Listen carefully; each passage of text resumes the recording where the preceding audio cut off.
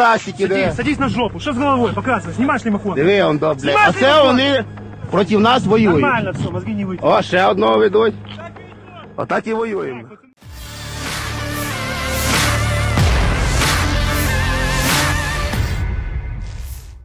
Nasib kurang beruntung kali ini diterima Angkatan Bersenjata Rusia. Di zona operasi militer khusus, sejumlah anggota militer Vladimir Putin tertangkap. Diketahui mereka tertangkap saat sebelumnya tank mereka alami kerusakan dan dihadang oleh sejumlah tentara Ukraina yang jumlahnya lebih banyak dari pasukan Rusia.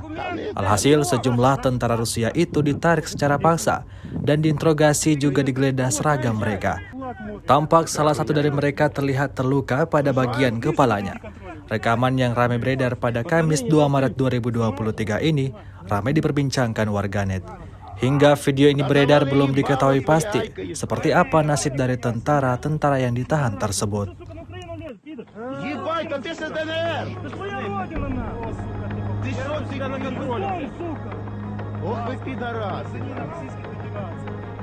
Что ты делал?